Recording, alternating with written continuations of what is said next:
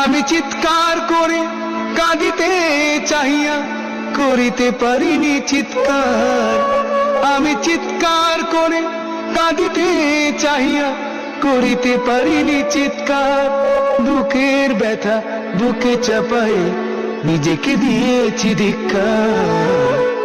কতটুকু অশ্রু গড়ালি হৃদয় জলে সিক্ত, কত প্রদীপ শিখা জ্বালালে জীবন আলোয় উদ্দীপ্ত।